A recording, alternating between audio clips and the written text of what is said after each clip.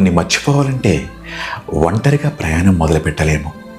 ఇటీవల మీకు తెలుసు, ఒక వీడియో వైరల్ అవుతుంది. ఒక పెంగ్విన్ తన గ్రూప్ నుండి వేరుగా ఒంటరిగా నడుచుకుంటూ వెళ్ళిపోతుంది. చూసిన వాళ్ళంతా జోక్స్, ట్రోల్స్, మీమ్స్ చాలా చేశారు. Maybe breakup, maybe betrayal, maybe depressed అన్నారు. కానీ నిజానికి అదొక డీప్ ఎమోషనల్ ట్రూత్ చెప్తుంది. కొన్నిసార్లు మనం కూడా అలా ఉంటాం కదా. ఒక్కసారి ఆలోచించండి. ఎవ్వరూ లేకపోయినా కాదు, ఫ్రెండ్స్ ఉంటారు, ఫ్యామిలీ ఉంటుంది, క్రౌడే ఉంటుంది. కానీ మన లోపల మాత్రం ఎంప్టీనెస్ కూడా ఉంటుంది. ఎవరు హెడ్ చేయనక్కర్లేదు, ఎవరు మోసం చేయనక్కర్లేదు. Sometimes life itself exhaust అయిపోతుంది కదా.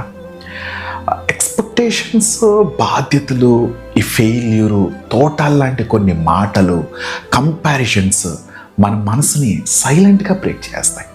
అప్పుడు మనకు కావాల్సింది అటెన్షన్ కాదు, సింపతి కాదు, just silence, just space. Penguin group నుంచి దూరంగా నడిచిందంటే అది వీక్ కాదు, అది తప్పిపోలేదు. ఒకవేళ ప్రేమలో అది విఫలమైతే అది దాదాపు చావు కోసం ఒంటరిగా వెళ్ళింది.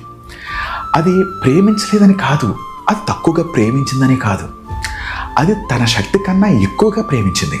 కానీ తిరిగి ఆ ప్రేమను పొందలేకపోయింది. తన మెమరీస్ చాలా అనుకుందేమో.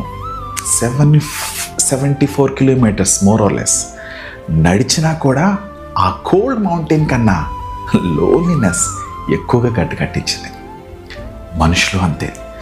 కొన్నిసార్లు నవ్వుతూనే ఒంటరిగా ఉంటాం, మాట్లాడుతూనే సైలెంట్గా బాధపడుతూ ఉంటాం, క్రౌడ్లో ఉండి కూడా చాలా లోన్లీగా ఫీల్ అవుతాం.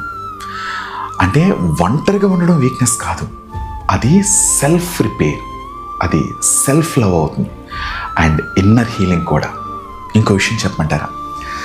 Sometimes walking alone is not sadness, it's a strength, it's a self respect, it is choosing peace over noise. మనము అలాగే. కొన్నిసార్లు ఒంటరిగా ఉండడం అంటే తిరిగి మనం బలం పొందడమే.